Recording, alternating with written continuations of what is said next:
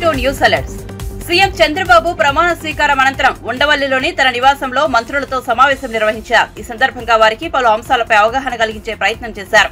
పరిపాలనలో తీసుకోవాల్సిన జాగ్రత్తలపై దిశానిర్దేశం చేశారు. తాను గతంలో ముఖ్యమంత్రిగా ఉన్నప్పటి పరిస్థితులకు ఇప్పటి పరిస్థితులకు తేడాలు వివరించారు. ఓఎస్డీలు, పీఏలు, పీఎస్ల విషయంలో అప్రమత్తంగా ఉండాలని చంద్రబాబు స్పష్టం చేశారు.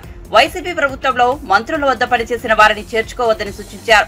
రాష్ట్రంలో జగన్ నాశనం చేసిన వ్యవస్థలను బాగు చేయాల్సి ఉందని చంద్రబాబు కోరారు.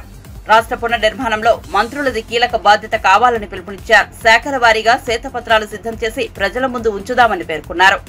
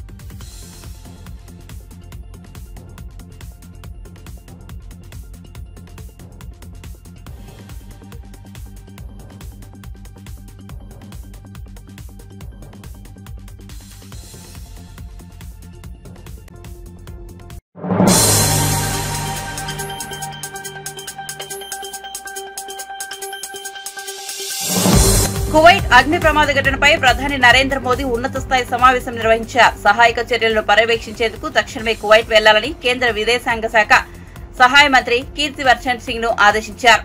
దీంతో కేంద్ర మంత్రి కువైట్ కు బయలుదేరనున్నారు. ప్రధాని మోదీతో భేటీ ముగిసిన తర్వాత తాను బయలుదేరనున్నట్లు ఆయన తెలిపారు. వీలైనంత తొందరగా మృతదేహాలను భారత్ కు రప్పించేందుకు స్థానిక అధికారులతో ఆయన సమన్వయం చేసుకున్నారు. ప్రధాని మోదీ ఆదేశాల మేరకు కేంద్ర మంత్రిని గల్ఫ్ కు పంపిస్తున్నట్లు విదేశాంగ శాఖ కార్యాలయం ఓ ప్రకటనలో తెలిపింది. కువైట్ అగ్ని ప్రమాద ఘటనలో ఇప్పటి వరకు 50 మంది మరణించగా అందులో 40 మంది భారతీయులు ఉన్నారు. గాయపడిన వారిలోనూ చాలా మంది భారతీయులు ఉన్నారు. బాధితులకు అండగా నిలబడేందుకు ఎమర్జెన్సీ హెల్ప్ లైన్ నెంబర్లు అందుబాటులో ఉంచినట్లు కువైట్ లోని భారత రాయబారుల కార్యాలయం వెల్లడించింది. ఈ ప్రమాదంపై ప్రధాని నరేంద్ర మోదీ తీవ్ర దిగ్భ్రాంతి వ్యక్తం చేశారు. కువైట్ ప్రమాద ఘటనలో మృతి చెందిన వారిలో ఎక్కువగా కేరళ, తమిళనాడుకు చెందిన వారు ఉన్నట్లుగా తెలుస్తోంది. ఈ నేపథ్యంలో కేంద్రం జోక్యం చేసుకోవాలని కోరుతూ విదేశాంగ శాఖ మంత్రి ఎస్ జైశంకర్ కు కేరళ ముఖ్యమంత్రి పినరయి విజయన్ కు లేఖ రాశారు. బాధితుల్లో ఎక్కువగా మలయాళీలు ఉన్నారని, వారికి తక్షణమే సహాయం అందించాలని కోరారు.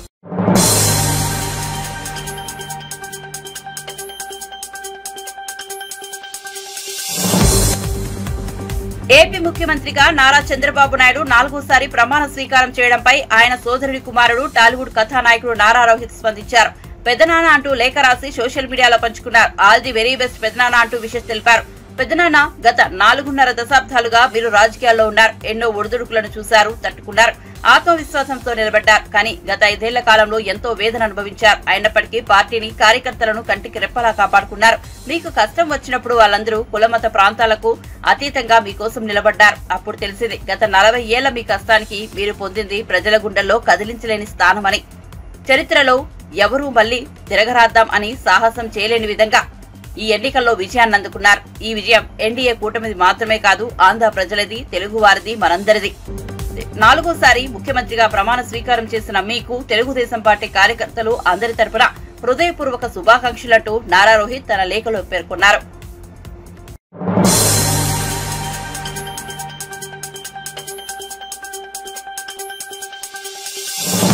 T20 వరల్డ్ కప్ 2024లో భారత్ జైత్రయాత్ర కొనసాగుతోంది. టీమిండియా వరుసగా 3వ విజయాన్ని తన ఖాతాలో వేసుకుంది. న్యూయార్క్ లోని Nassau county international cricket stadium వేదికగా అమెరికాతో జరిగిన మ్యాచ్ లో 7 వికెట్ల తేడాతో గెలిచింది. తొలుత బ్యాటింగ్ చేసి అమెరికా నిర్దేశించిన 111 పరుగుల లక్ష్యాన్ని భారత్ 18.2 ఓవర్లలో 3 వికెట్లు కోల్పోయి ఛేదించింది. టార్గెట్ చేసింగ్ లో స్టార్ బ్యాటర్ సూర్యకుమార్ యాదవ్ కీలక పాత్ర పోషించాడు. 49 బంతుల్లో 50 పరుగులు భారత్ ను విజయ తీరాలకు చేర్చారు. శివం దుబేతో జతకట్టి చివరి వరకు క్రీజ్లోనే ఉన్నారు. బౌలింగ్ పేసర్ హర్షదీప్ సింగ్ కీలక పాత్ర పోషించారు. 4 ఓవర్లలో 9 పరుగులు మాత్రమే ఇచ్చి 4 కీలకమైన వికెట్లు పడగొట్టారు. పవర్ ప్లే ప్రారంభంలోనే ఓపెనర్లు విరాట్ కోహ్లీ, కెప్టెన్ రోహిత్ శర్మ ఇద్దరు అవుట్ అయ్యారు. ఫామ్ లో ఉన్న రిషబ్ పంత్ కూడా జట్టు స్కోరు 39 పరుగుల వద్ద వెనుదిరిగాడు. దీంతో జట్టు ఇబ్బందుల్లో పడినట్టు అనిపించింది. కానీ సూర్యకుమార్ యాదవ్, శివం దూబే 4వ వికెట్ కు ఏకంగా 67 పరుగుల భాగస్వామ్యాన్ని నెలకొల్పారు. దీంతో మరో 10 బంతులు మిగిలి ఉండగానే భారత్ లక్ష్యాన్ని ఛేదించింది. సూర్యకుమార్ 49 బంతుల్లో 50 పరుగులతో నాటౌట్ గా నిలిచాడు. ఇక దూబే 31 పరుగులతో నాటౌట్ గా చివరి వరకు క్రీజులో ఉన్నాడు.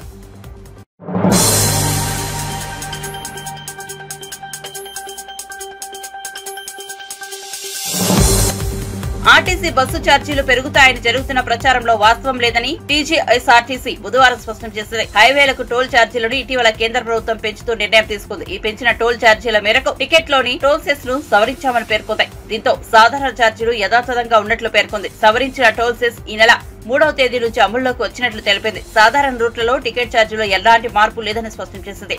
కానీ వాస్తవాలు తెలుసుకోకుండా టీజీఎస్ఆర్టీసీ సాధారణ బస్సు ఛార్జీలను పెంచిందంటూ సోషల్ మీడియాలో అవాస్తవాలు ప్రచారం చేయడం సరికాదని పేర్కొంది. సంస్థ ప్రతిష్టకు భంగం కలిగేలా తప్పుడు ప్రచారం చేస్తే చట్టపరమైన చర్యలు తీసుకుంటామని హెచ్చరించింది.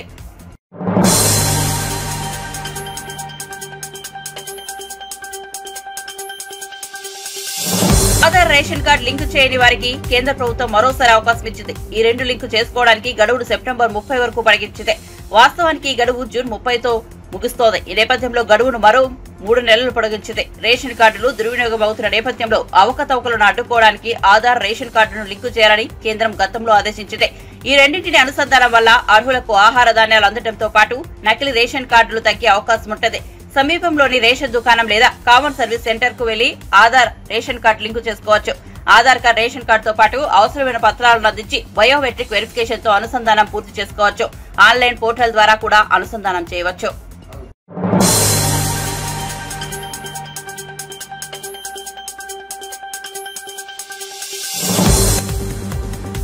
ఏపీ మంత్రిగా జనసేనాని పవన్ కళ్యాణ్ ప్రమాణ స్వీకారం చేయడంపై కేంద్ర సహాయ మంత్రి బండి సంజయ్ స్పందించారు. ఏపీ మంత్రిగా తొలిసారి ప్రమాణం స్వీకారం చేసిన పవన్ కళ్యాణ్ కు హార్దిక శుభాకాంక్షలు తెలియజేస్తున్నట్టు ట్వీట్ చేశారు. మీ పట్టుదల, సంకల్పమే మీకు ఈ విజయాన్ని అందించాయి. మీరు ఇలాగే ఎదగాలని, విజయవంతం కావాలని ఆకాంక్షిస్తున్నారు. కేంద్రంలో ప్రధాని మోదీ నాయకత్వంలో, రాష్ట్రంలో చంద్రబాబు సారథ్యంలో ఏపీ భవిష్యత్తు ఉజ్వలంగా ఉండనుంది. ఎన్డీఏ ప్రభుత్వ హయాంలో ఏపీ ప్రగతికి ఎలాంటి డోకా లేదంటూ బండి సంజయ్ పేర్కొన్నారు.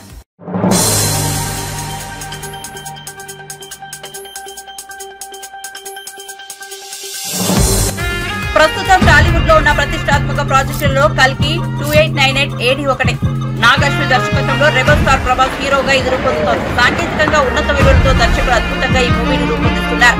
మేకర్స్ సినిమా కోసం ప్రత్యేకంగా ఒక వాహనాన్ని రూపొందించారు. దానికి బుజ్జి అని పేరు పెట్టారు. ప్రస్తుతం ఈ వాహనం సినిమా ప్రమోషన్లలో సందడి చేస్తోంది. తాజాగా ప్రముఖ వ్యాపారవేత్త మహీంద్రా గ్రూప్ చైర్మన్ ఆనంద్ మహీంద్రా బుజ్జిని డ్రైవ్ చేశారు. దీనికి సంబంధించిన వీడియో క్లిప్స్ లో మేకర్ సోషల్ మీడియాలో పంచుకున్నారు. కాగా చెన్నైలోని మహీంద్రా రీసెర్చ్ వ్యాలీకి చెందిన తన బృందం భవిష్యత్తులో రోబో వాహనాన్ని రూపొందించాలనే లక్ష్యంతో చిత్ర యూనిట్ కి ప్రత్యేకంగా ఒక వాహనాన్ని రూపొందించడంలో సహాయపడుతుందని ఆనంద్ మహీంద్రా వెల్లడించారు.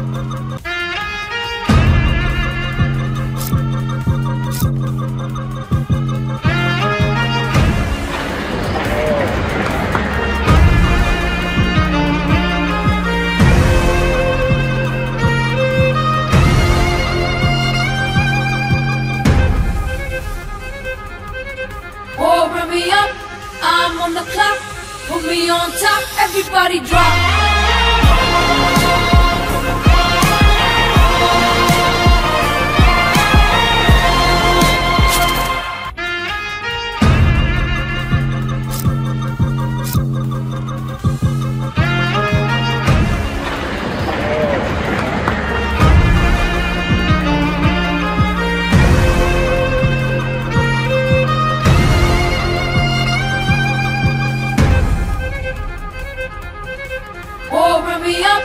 I'm on the clock, put me on top, everybody drop.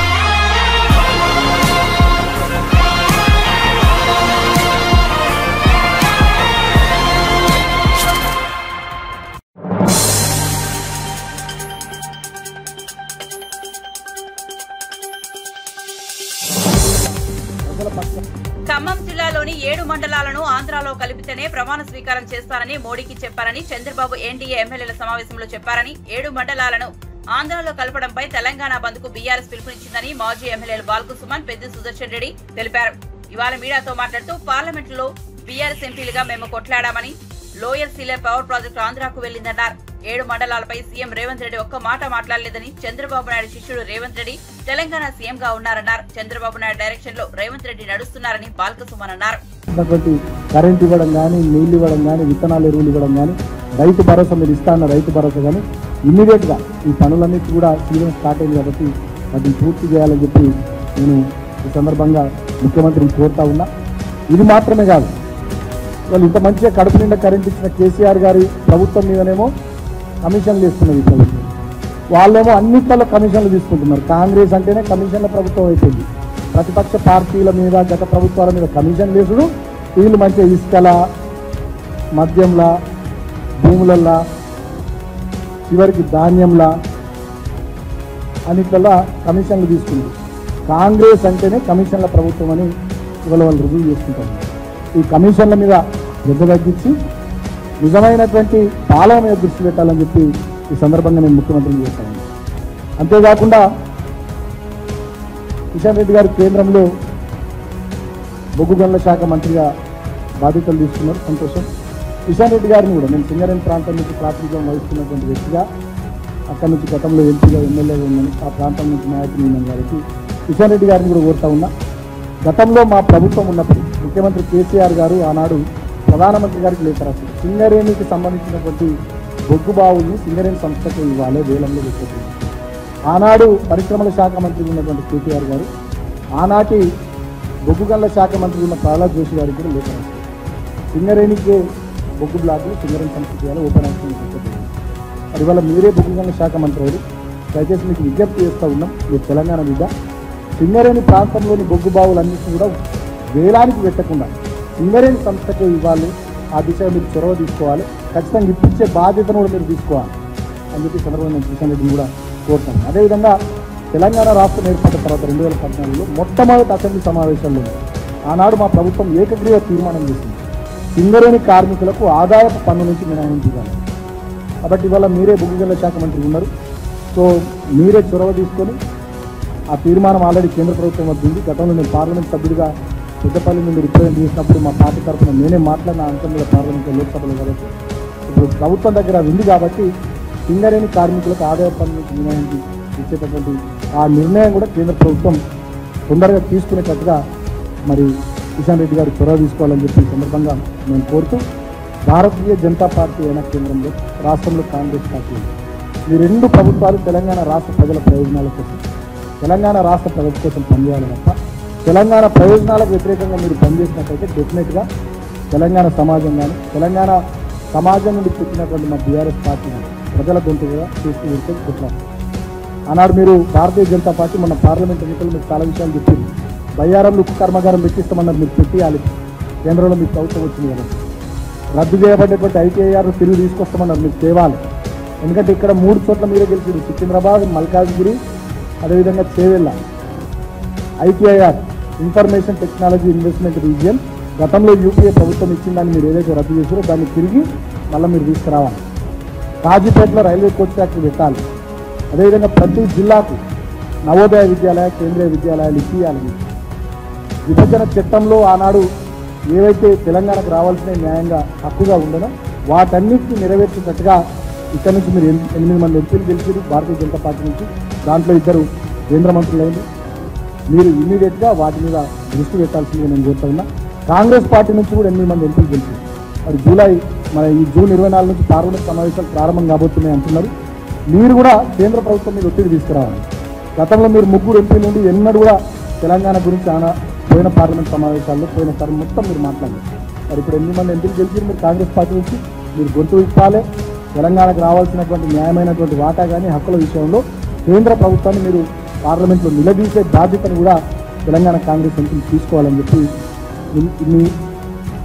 మీరు ఒకవేళ ఆ పనులు చేయకుండా తప్పించుకుంటే మీరు గెలిచిపోయినాం అయిపోయిందిగా అని తెలంగాణ సమస్యలు, తెలంగాణ ప్రయోజనాలు అంటే పట్టింపు లేకుండా తెలంగాణ 8 మంది కాంగ్రెస్ ఎంపీలు కానీ 8 మంది భారతీయ జనతా పార్టీ ఎంపీలు, 2 కేంద్ర మంత్రులు మీరు పట్టించుకోకుండా ఉంటే డెఫినెట్గా ప్రజాక్షేత్రంలో మీకు తగిన గుణపాఠం ప్రజలు చెప్తారని చెప్పి సందర్భంగా తెలియజేస్తున్నాను.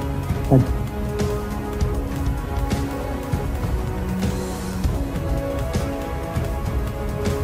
నమస్కారం. ఇందాక మా సుమన్ గారు మాట్లాడినట్టు టీఆర్ఎస్ పైన కాంగ్రెస్ ప్రభుత్వం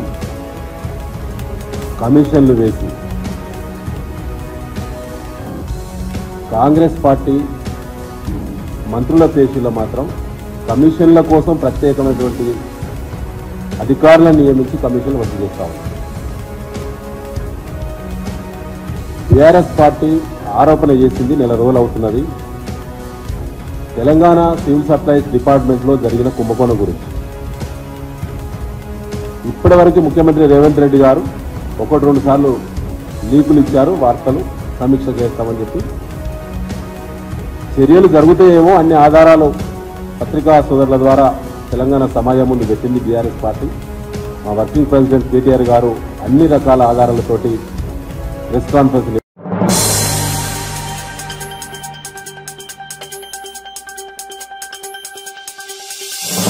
చంద్రబాబు రాక్షస పాలన చేస్తున్నాడు. ప్లాన్ ప్రకారమే ప్రమాణ స్వీకారానికి ముందే వైఎస్ఆర్సీపీ నాయకుల ఆస్తులపై దాడులు చేస్తున్నారని, పోలీసులు ప్రేక్షక పాత్ర పోషిస్తున్నారంటూ దాడుల వల్ల ఆత్మహత్యలు చేసుకుంటున్నారని, ప్రధాని హోంమంత్రికి లిఖితపూర్వకంగా ఫిర్యాదు చేశామని, స్పందించకపోతే న్యాయ పోరాటం చేస్తామని, ఈ దాడులకు బీజేపీ కూడా బాధ్యత వహించాలని వైవి సుబ్బారెడ్డి తెలిపారు.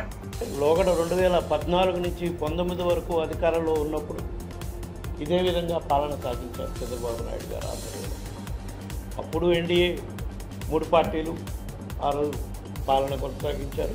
ఇప్పుడు మళ్ళా అధికారంలోకి వచ్చిన వారం రోజులకే, అంటే ప్రమాణ స్వీకారానికి ముందే ఒక ప్లాన్తో రాష్ట్ర వ్యాప్తంగా వైఎస్ఆర్ కాంగ్రెస్ పార్టీ కార్యకర్తలపై, నాయకులపై, వైఎస్ఆర్ కాంగ్రెస్ పార్టీ నాయకుల ఆస్తులపై దాడులు చేయడం దారుణంగా పరిస్థితులు ఉన్నాయి. మరి కొన్ని జిల్లాల్లో అయితే పోలీసుల సమక్షంలోనే కార్యకర్తలు, నాయకులపై దాడులు చేస్తుంటే కూడా పోలీసులు కేవలం సోద్యం చూస్తున్నట్టున్న పరిస్థితులు కూడా కొన్ని ఉన్నాయి. అవి కూడా మీకు క్లిప్పింగ్స్ అన్నీ కూడా మీకు ఇస్తాం. అన్ని జిల్లాల్లో ఎక్కడెక్కడైతే వాళ్ళు గూండాయిజం చలాయిస్తున్నారో ఆ జిల్లాలన్నింటిలో, మరీ ముఖ్యంగా గుంటూరు జిల్లాలో, నర్సరావుపేట జిల్లాలో, గుంటూరు జిల్లాలో, పశ్చిమ గోదావరి జిల్లా, ఏలూరులో వాళ్ళ దాడులు తట్టుకోలేక సుమారుగా దాదాపు 2-3 వైఎస్ఆర్ పార్టీ కాంగ్రెస్ కార్యకర్తలు చనిపోవడం జరిగింది. దాడులు తట్టుకోలేక సూసైడ్ చేసుకోవడం కానివ్వండి, వాళ్ళ దాడుల వల్ల కానివ్వండి. ఏది పోలింగ్ అయిపోయిన రోజు నుంచి ఈ 7 రోజుల్లోనే ఎక్కడా కూడా పోలీస్ స్టేషన్లో పోతే కేసులు బుక్ చేసే పరిస్థితి కూడా లేదు. అంటే ఒక కుట్రపూరితంగా రాష్ట్ర ప్రభుత్వం ప్రమాణ స్వీకారం చేసే లోపే ఈ చర్య జరిగితే ప్రభుత్వం బాధ్యత వహించదు. ప్రభుత్వం అంటే కొత్తగా అధికారంలోకి వచ్చినాయంటే ప్రభుత్వం బాధ్యత వహించకుండా ఉండాలని కార్యకర్తలను రెచ్చగొట్టి తెలుగుదేశం గుండాలతో ఈ విధంగా రాష్ట్ర వ్యాప్తంగా రాక్షస పాలన కల్పించే విధంగా పరిస్థితులు ఉన్నాయి. దీనిపై వైఎస్ఆర్ కాంగ్రెస్ పార్టీ తరఫున కేంద్ర ప్రభుత్వం దృష్టి తీసుకురావడం కోసం గత 3-4 రోజుల నుంచి ప్రత్యక్షంగా కలిసి చెప్పే ప్రయత్నం కూడా చేస్తున్నాం. వాళ్ళు వేరే ప్రమాణ స్వీకారోత్సవాలు వీటన్నిటి వల్ల బిజీగా ఉండటం వల్ల అపాయింట్మెంట్ కూడా దొరికే పరిస్థితి లేదు. కాబట్టి ప్రెసిడెంట్ ఆఫ్ ఇండియాకి, ప్రైమ్ మినిస్టర్కి, హోమ్ మినిస్టర్కి, నేషనల్ హ్యూమన్ రైట్స్ కమిషన్కి కూడా ఈరోజు అన్ని లిఖితపూర్వకంగా ఫిర్యాదులు అందించడం జరిగింది. దీనిపై వీళ్ళ దగ్గర స్పందన రాకపోతే తప్పకుండా న్యాయ పోరాటం చేసి దానికి కూడా అన్ని చర్యలు తీసుకునే కార్యక్రమం కూడా చేసి వైఎస్ఆర్ కాంగ్రెస్ పార్టీ కార్యకర్తల్ని కాపాడుకోవటానికి మా పార్టీ అధ్యక్షుడు జగన్మోహన్ రెడ్డి గారి నాయకత్వంలో తప్పకుండా మా పార్టీ కట్టుబడి ఉంటుంది. వాళ్ళకు అండగా ఉండేదాన్ని కార్యక్రమం కూడా చేస్తాము. రాబోయే రోజుల్లో ఎక్కడెక్కడైతే వైఎస్ఆర్ కాంగ్రెస్ పార్టీ నాయకులు, కార్యకర్తలపై దాడులు జరిగినాయో వాళ్ళందరినీ కూడా మా నాయకత్వం తరఫున పరామర్శించి వాళ్ళకి అండగా ఉండేదానికి భరోసా ఇచ్చే కార్యక్రమం కూడా చేస్తామని ఈ సందర్భంగా తెలియజేసుకుంటూ, ఇప్పుడు రాష్ట్రంలో మళ్ళీ కొత్తగా ఏర్పడుతున్న ఎన్డీఏ ప్రభుత్వంలో బీజేపీ కూడా భాగస్వామ్యంగా ఉంది కాబట్టి ఇప్పుడు జరిగిన దాడులన్నిటికీ కూడా వాళ్ళు కూడా బాధ్యత వహించే పరిస్థితి ఉంటుంది. కాబట్టి కేంద్ర ప్రభుత్వం తక్షణమే స్పందించి రాష్ట్రంలో శాంతి భద్రతను నెలకొల్పేదానికి, లా అండ్ ఆర్డర్ కంట్రోల్లో ఉండే విధంగా చర్యలు తీసుకోవాలని చెప్పి ఈ సందర్భంగా విజ్ఞప్తి చేస్తున్నాం. అన్నీ ఉన్నాయమ్మా. పార్లమెంట్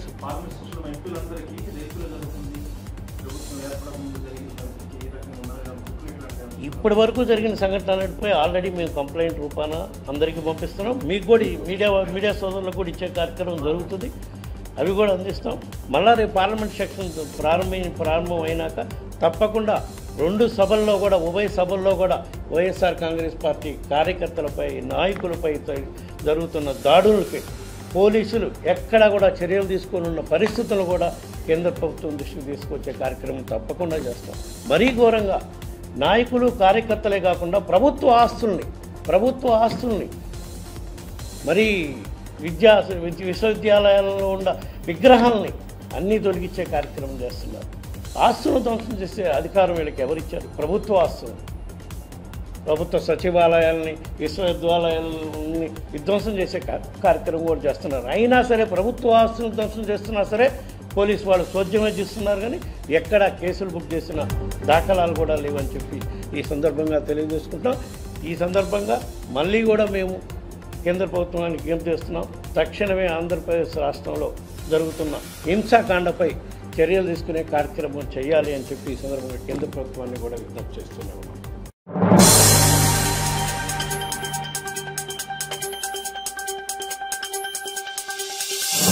రాజకీయాల్లో గెలుపు ఓటములు సహజం, కానీ గత కొన్ని రోజులుగా జరుగుతున్న హింసాత్మక ఘటనలు చాలా బాధాకరమని, కార్యకర్తలమైన దాడులు చేయడం, ఇళ్లు కూలగొట్టడం లాంటి పరిస్థితులు రాష్ట్రంలో ఇంతకు ముందు ఎప్పుడూ లేవని, ఇలాంటి ఘటనలు జరగకుండా చర్యలు తీసుకోవాలని ప్రధానమంత్రికి, రాష్ట్రపతికి హ్యూమన్ రైట్స్ కమిషన్ దృష్టికి తీసుకెళ్లడం జరిగిందని పెద్దిరెడ్డి మిథున్ రెడ్డి పేర్కొన్నారు. అందరికీ కూడా నమస్కారం. రాజకీయాల్లో గెలుపు ఓటములు సహజము, కానీ గత కొన్ని రోజులుగా జరుగుతున్న హింసాత్మక ఘటనలు చాలా బాధాకరము. రాజకీయాలు ఎలక్షన్ల వరకే ఉండాలి, కానీ దాని తర్వాత కూడా ఈరోజు చాలామంది కార్యకర్తల్ని దౌర్జన్యంగా గాయపరచడము, అదేవిధంగా ఇల్లులు కూల్చేయడము, జేసీబీలు పెట్టి వాళ్ళ వ్యాపారాల్లో దెబ్బతీయడము, అదేవిధంగా చాలామంది పైన ఈరోజు దాడులు జరిగిన పరిస్థితి అందరూ కూడా చూస్తూ ఉన్నాము. ఇవన్నీ కూడా ఒక మంచి ప్రెసిడెంట్ కాదు, అధికారం ఇప్పుడు కూడా శాశ్వతం కాదు. ఎన్నో పార్టీలు ఎంతోమంది అధికారంలోకి వచ్చారు, పోయారు. కానీ ఈ విధంగా కార్యకర్తల పైన దాడులు చేయడము, ఇల్లులు కొట్టడం, ఇవన్నీ కూడా కొత్త పద్ధతి. ఎప్పుడు కూడా ఈ విధంగా రాష్ట్రంలో జరగలేదని చెప్పి కూడా మేము తెలియజేస్తాను. ప్రజలు మ్యాండేట్ ఇచ్చారు మీకు. మీరు ఏవైతే ప్రామిస్ చేశారో, మీరు ఏవైతే మంచి పనులు చేస్తారో అవన్నీ కూడా చేయండి. ఒక విషయం గుర్తుపెట్టుకోండి, 40% పబ్లిక్ ఈరోజు ఓటమి చెందినా కూడా వైఎస్ఆర్సీపీకి ఓటేశారు. కేవలం ఆ 60% ఏదైతే మీకు 57 56 ఏదో వచ్చిందో వాళ్ళకే ప్రభుత్వం కాదు, మొత్తం ఆంధ్ర రాష్ట్ర ప్రజలందరికీ కూడా ప్రభుత్వం బాధ్యత తీసుకోవాలని చెప్పి కూడా నేను కోరుతా ఉన్నాను. ఇలాంటి ఘటనల అన్నింటి కూడా ఇమ్మీడియట్గా లా అండ్ ఆర్డర్ అన్నీ కూడా చక్కదిద్ది ఇలాంటి ఘటనలు జరగకుండా తగిన చర్యలు తీసుకోవాలని చెప్పి కూడా మేము కోరుతాను. అదేవిధంగా ఈరోజు పార్లమెంటరీ పార్టీ మీటింగ్ పెట్టుకొని ఇవన్నీ కూడా అందరికీ, పెద్దలందరికీ కూడా, ప్రెసిడెంట్ గారికి, ప్రధానమంత్రి గారికి, హ్యూమన్ రైట్స్కి, వాళ్ళందరూ కూడా ఈ ఇష్యూస్ ఏవైతే ఘటనలు జరిగినాయో ఇవన్నీ కూడా వాళ్ళ దృష్టికి తీసుకుపోతామని చెప్పి కూడా నేను తెలియజేస్తాను.